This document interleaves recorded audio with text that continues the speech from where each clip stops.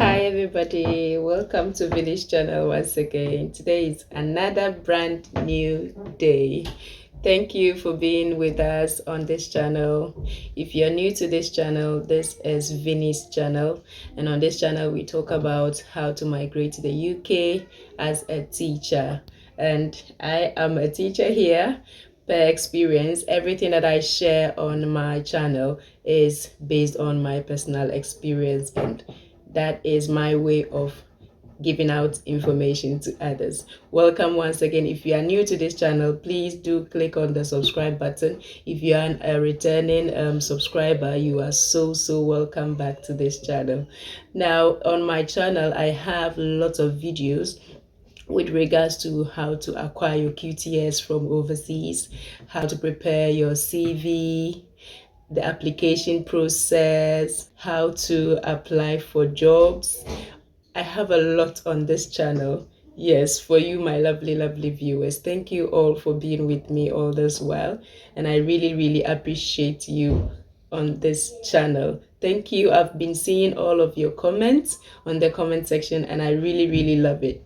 Keep contacting Vinnies Channel.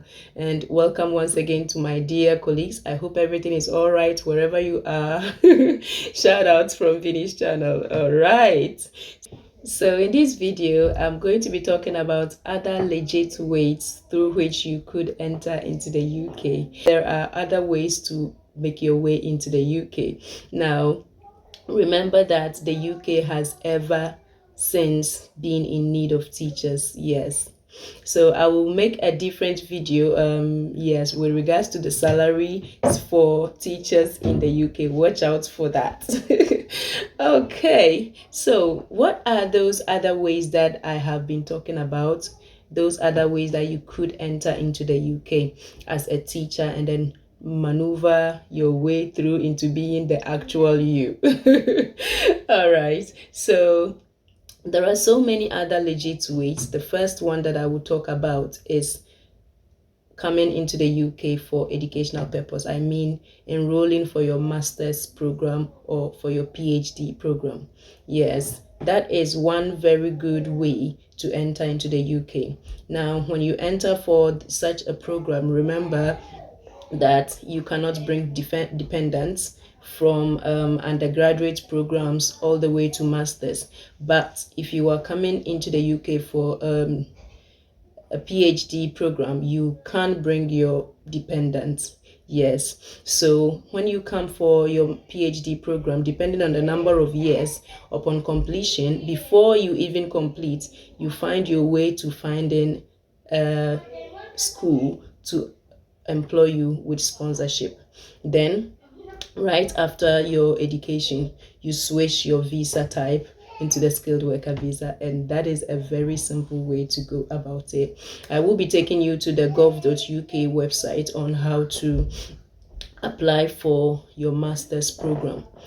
The second one is to apply for PGCE with QTS.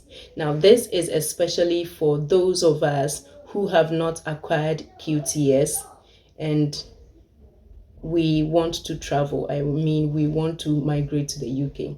So if you have QTS already, if you have your qualified teacher status already, there is no need going for teacher training. I mean PGCE. Yes, they will actually deny your application because you have the qualified teacher status already.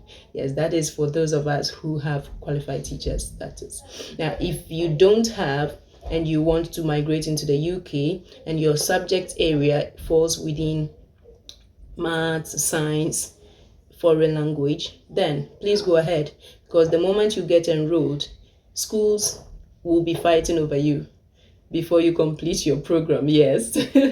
I've seen ECTs, early career teachers, come to my school, and by the time they even finish their internship program, schools are fighting over them. Yes, calling them here and there to come and fill contracts for them, blah blah. And yes, so that is another way of coming into the UK.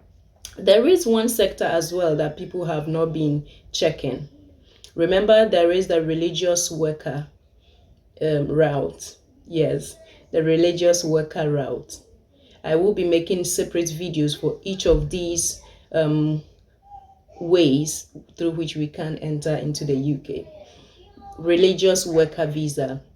Now, if you apply for such a visa, you are coming into the UK to work as a religious worker. Yeah, very well. And it has its own application procedure. Remember that you will not be placed directly on the skilled worker visa. So guys, as I was talking about religious worker, let's delve a bit into it from the gov.uk website. So I just logged into gov.uk and then typed religious worker and then searching. This is what popped up. Now listen attentively. Religious worker visa, which is a temporary work. Apply for temporary work religious worker visa to do religious work in the UK. Getting sponsored. Fees, eligibility, visa route is on there. Now we are not going to waste time with overview. Let's quickly check eligibility. So for eligibility, you must have a certificate of sponsorship reference number from your UK sponsor. So which means you should be applying to these sponsors, and when you are offered a certificate of sponsorship, you're good to go. Now have enough money to support yourself. In the UK, you will usually need to have at least 1,270 available unless you are exempt. Be 18 or over when you apply. Yes, you cannot get this visa if you are given religious worker or charity worker visa in the last year, unless you can prove you are outside of the UK for the whole of that time. So you should get a certificate of sponsorship from a sponsor. Again, you need to have some money to support yourself. Yes, for that. Let's quickly go back to documents you must provide when you have a sponsor and you want to apply for this charity work religious worker visa type. Now for documents you must provide when you apply, you will need to provide your certificate of sponsorship reference number. Your employer will give you this, and then a valid passport. Of course, if you want to travel, you should have a valid traveling passport.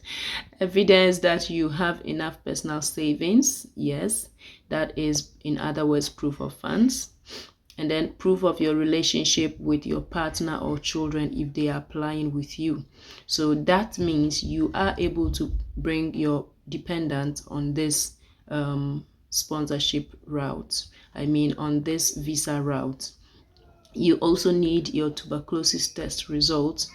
Yes, because you'll be moving to the UK, you need to do a TB test. Your partner and children can also apply to join you or stay in the UK as your dependent if they are eligible. If your partner or child's application is successful, your visa will usually end on the same date as yours. Now, if a child's parents have visas with different expiry dates, the child's visa will end on the earlier date. So the dependent partner or child is any of the following: your husband, wife, civil partner, unmarried partner, your child under 18, including if they were born in the UK. That is a little bit about the religious worker visa.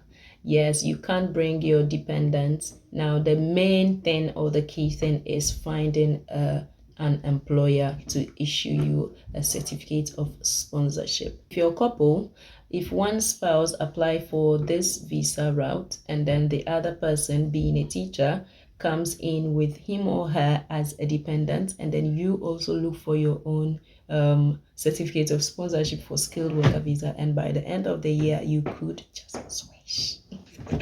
Okay, all right. Now the next thing that we're going to be looking at is the charity worker visa. The charity worker visa is also a legit way to come into the UK. Now, let's check that out. You can see from the screen, It is also a legit route, and it is also a temporary work route. Now, apply for a charity worker visa to do unpaid charity work. Eligibility documents, family members, all information you need is on there. Now, let's check the overview for charity worker. Now, you can apply for charity worker visa if you want to do unpaid voluntary work for a charity. Remember this, it is an unpaid voluntary work. Yes. Now, again, you meet the other eligibility requirements.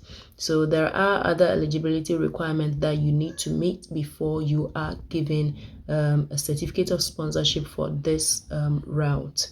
Now, this visa has replaced the temporary work charity work visa T5. Yes, so sponsorship, you must have a certificate of sponsorship from a licensed employer before you can apply for this and then come to the UK to work. The work you do in the UK must relate to the work of your sponsor organization. Of course, if someone is giving you certificate of sponsorship, literally you're coming to work for that organization. Yes. Now, how long it takes? Good. You can apply for a visa up to 3 months before the day you are due to start work in the UK. This date is listed on your certificate of sponsorship. As part of your application, you will need to prove your identity and prove your documents. Yes, you may need to allow extra time if you need an appointment to do so. Now, getting a decision takes 3 to 8 weeks. Yes, after applying, it takes 3 to 8 weeks to be given a decision. How much it costs? Now, you, your partner, or children will each need to pay the application fee, pay the healthcare surcharge, which is usually $1,035 per year.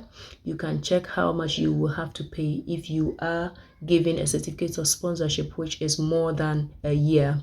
Now, you need to prove you have enough personal savings. Check how much in the eligibility requirements. So, application fee is noted on there. How long you can stay?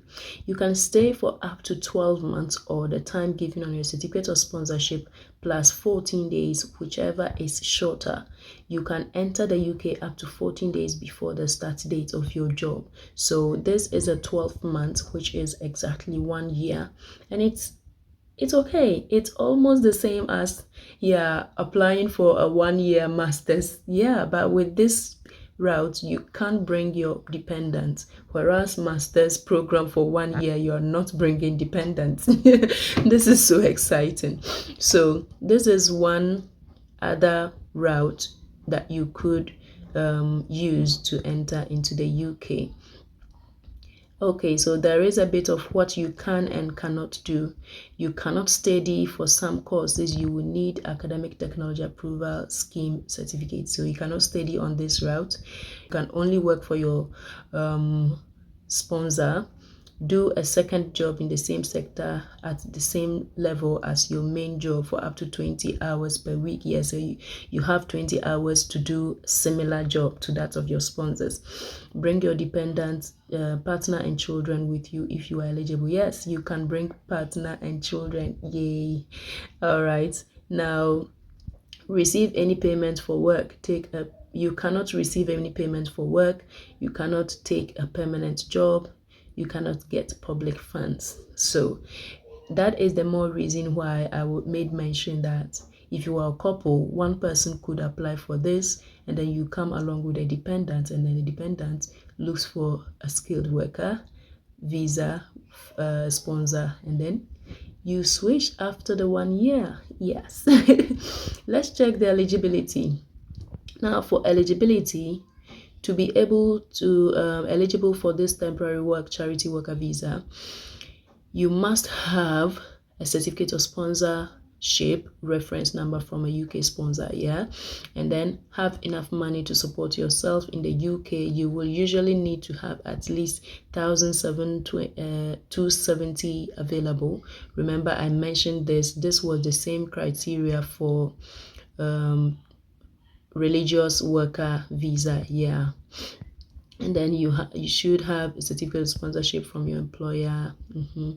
Now you should have money to support yourself, yeah. So please check on gov.uk for more information on this route as well. So guys, I'm going to pause here. Yeah, now all these various routes through which you could enter into the UK. Remember, I have lots of things to talk about with you guys with regards to migrating to the UK as teachers, and I will be doing a next video on how to migrate to other countries with your QTS. Yes, did you know that?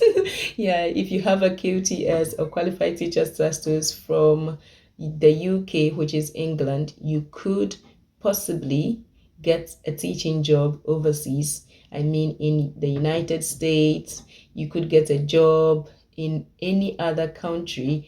Yes, with that QTS you have, it is the key. All right, everybody, thank you so much for your time. Thank you for today. Thank you for watching my videos to the end. Please subscribe if you haven't, and then watch the videos to the end. Please, if you have any further questions, feel free to ask those in the comment section, and please check for links in the description. Thank you so much.